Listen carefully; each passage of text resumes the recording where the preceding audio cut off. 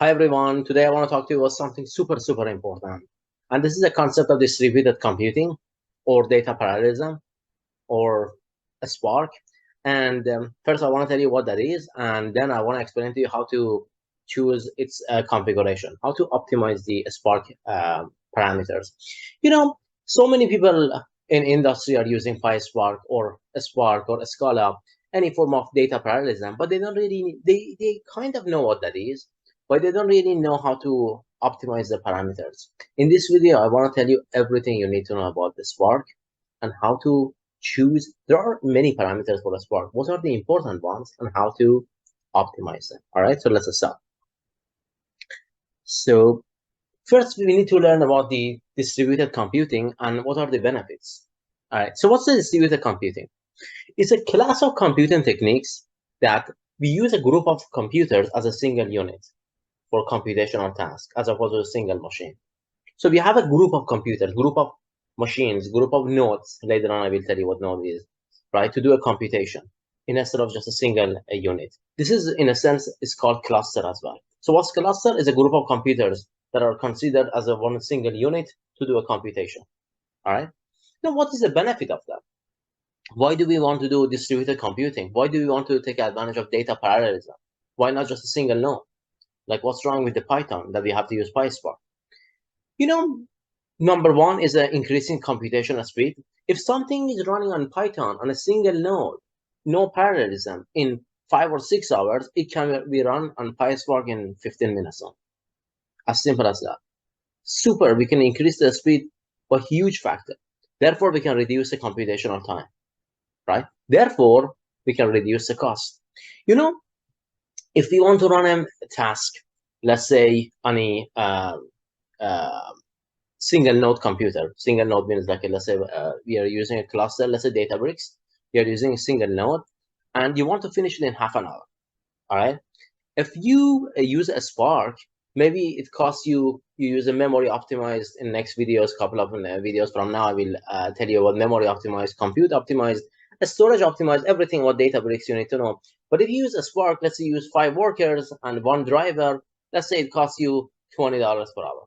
If you want to use a single node and still finish it in half an hour, right? You need to perhaps, instead of $20 per hour, it needs to cost you like, I don't know, $400 per hour, right? So you're gonna spend lots of money only to run it on a single node. A Spark is gonna do the parallelism for you. It's gonna, in a sense, it's gonna divide the job to a smaller task and hence increase the speed and also reduce the computational time. So it's super important for you to know that. When do you use it, where do you use it? Let's say you have a machine learning application. You actually train your model on a GPU, or you somehow train a model, not even deep learning, you use a random forest, XGBoost, and you come up with a global model. When you go for a prediction task, you need to predict per product. You need to predict per time series. You need to predict per I don't know, per item. And it means that you need to do the same task over and over again for different products. That's where you need to use data parallelism, and that's where the power of Spark is coming from. Okay, so this is one example that you can use Spark. Another one is that, hey, you have a big data, you cannot fit it into memory. You just don't have a resource that they use Python. If you can fit into memory, yes, you can do like manipulation using Python. But then you use a Spark because it's a lazy computation.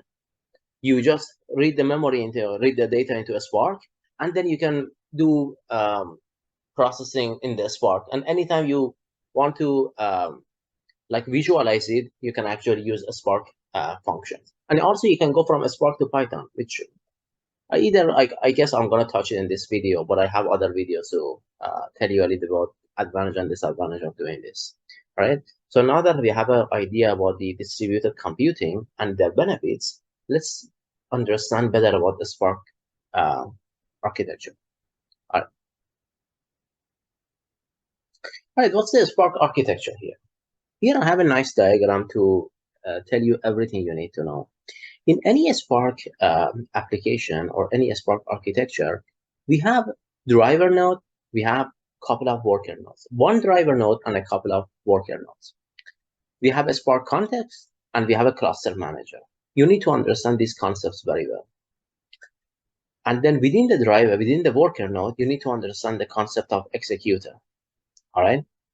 So when you do have a single node, like let's say that you are not using a Spark or PySpark, you are only running your application on your local laptop with Python. This is single node means that just one driver, no sort of worker node or no executor. All right. So let's see what this executor or these worker nodes are doing. First, what's the driver node? Driver node is the most important element in the Spark. It's the one that is responsible for running your code and scheduling tasks on executor. On executor, it doesn't do the actual job itself. Consider driver as like a manager. It doesn't do that itself. It just assign different tasks to the executor. But why is this the most important? If driver node fails, the entire Spark application is going to fail. It's a single point of failure. This is super, super important. If your driver fails, your entire Spark application is going to fail. All right, that's one thing. The second thing is an executor node. So driver, executor node is a JVM, which is a Java virtual machine, right? That perform the actual calculation and processing. Driver also is a JVM, it's a Java virtual machine. So executor node is going to do the actual task, the actual job, right? And executor nodes are running on the worker node. Okay, it's very, very important. Now, what's the cluster manager? These are concepts that many people are not really aware of that when they use Spark. So cluster manager is a process that runs centrally on the cluster and is responsible for providing resources that is requested by the driver. And also it monitors the executor status, right? Or what are the status of tasks on the executor? Are they failing? Are they successful? And then all sorts of log files that it actually records.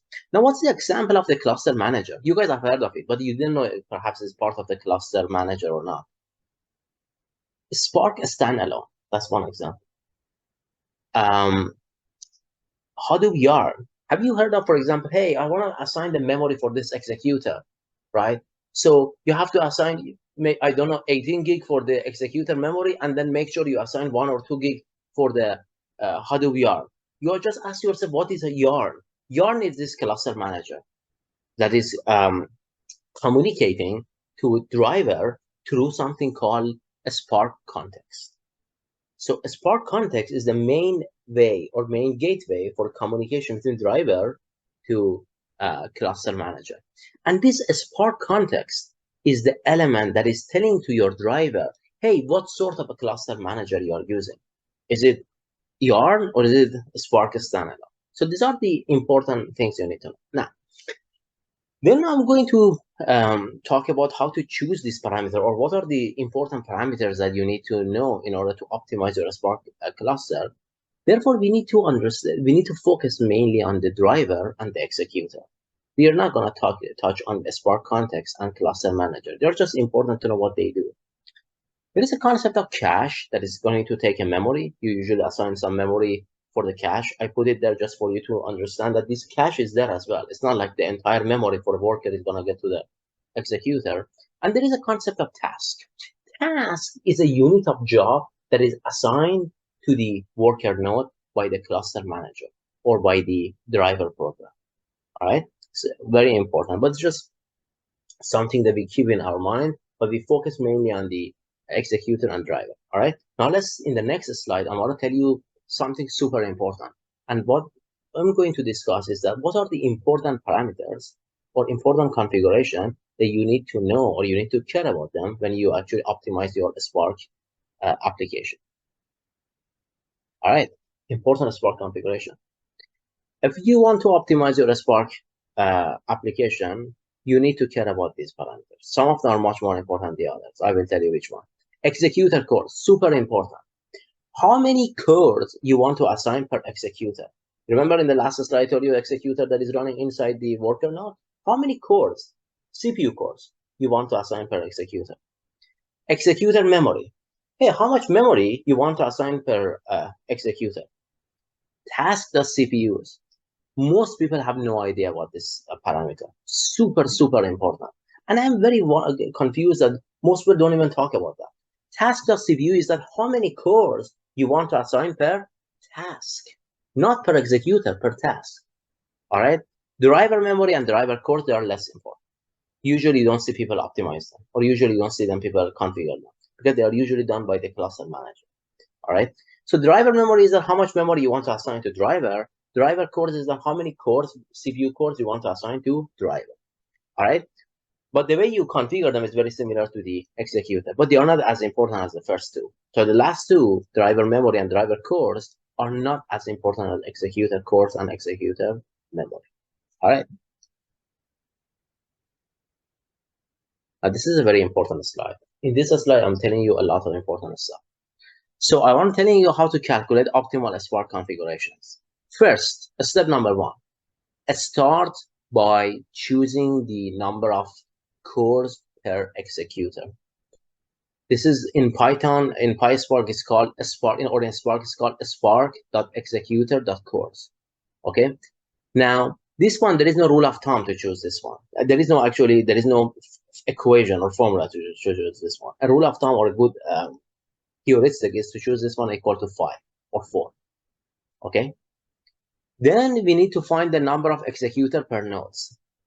How do you find how many executors we have per node actually? For that, you get the total number of cores that you have per each worker node. You divide them by number of cores per each executor. So if you do this division, core and core will cancel each other and the number of executor will go at the top. That's why the division makes sense. All right. So for that, remember that you need the first bullet point. You need to know how many executor cores you have. So that one is going to be the denominator, the number 5.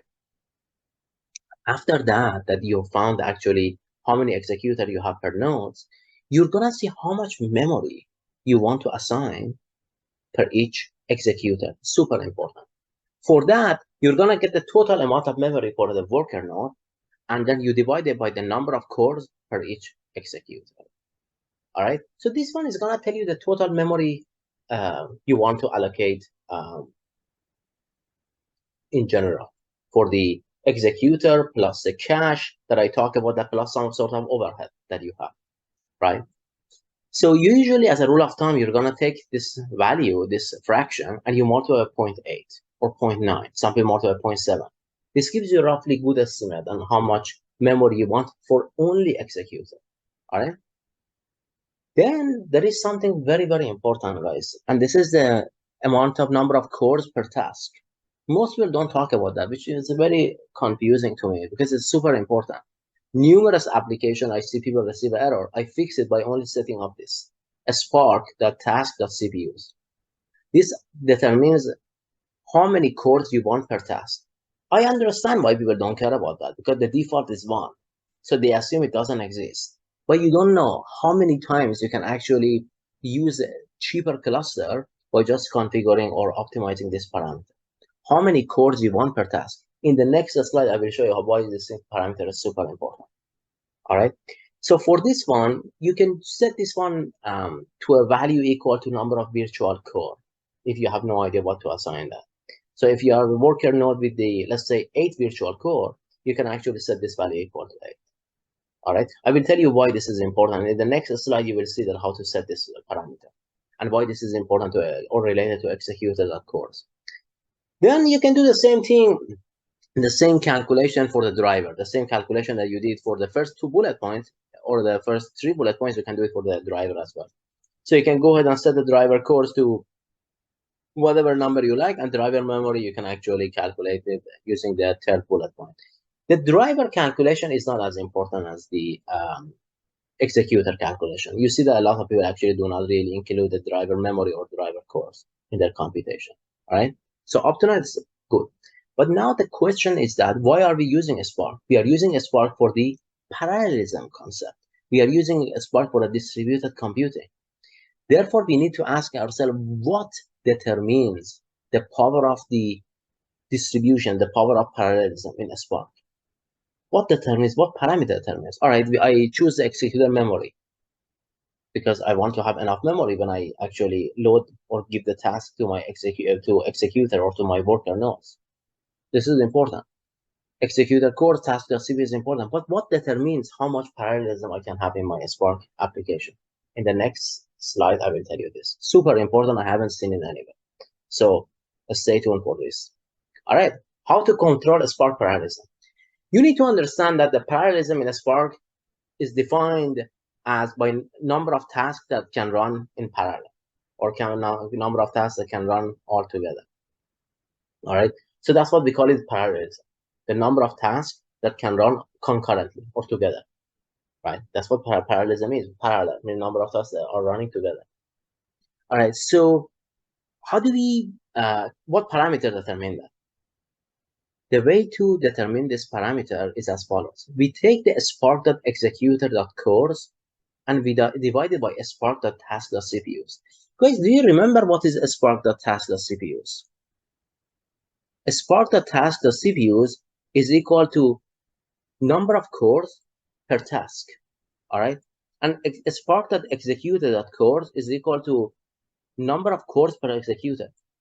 So if you divide these two, I have a number of cores per executor divided by number of cores per task. What do I get? I get number of tasks that I can run together per executor. All right. And that's what I want. So a lot of videos, a lot of articles you read that, a lot of players say that, hey, number of tasks that can run together is equal to a spark.executor.core. This is not correct. This is not correct. People say that. I'm not saying that they don't know. People say that because a spark.task.cpus by default is 1. So because that's what they say that. But it doesn't have to be 1. It doesn't have to be 1. The number of tasks that can work together is equal to the number of cores per executor divided by the number of cores per task, which is equal to spark.executor.cores divided by spark.task.cpus. So if your cluster is failing, when you set the spark.executor.cores equal to 5 and spark.task.cpu is equal to 1, this means that your cluster, your workhead node, your executor is not able to run 5 tasks together. So you get usually connection reset, timeout. Then go ahead, without changing your cluster, go ahead and increase the spark.task.cpus. Make it to equal to 8. Your application is going to run. It might take longer time, but at least it's going to run.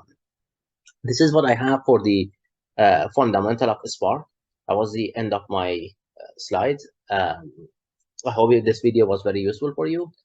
In the next couple of videos, I want to tell you more about Databricks and how to choose the Databricks cluster for your application. Is it going to be memory, cluster optimized? I don't know, sorry, memory optimized, compute optimized, storage optimized? What sort of cluster do you need for the deep learning application, type of GPU stuff? And I will tell you much more about the PySpark configurations as well. Please leave a comment and ask your questions, any question you have about the Spark or anything that was not clear in this video. Like always, if you like this video, please share it with your friends and like and subscribe to my YouTube channel. It helps me a lot actually to continue posting the videos for you. Thank you so much and see you in the next video.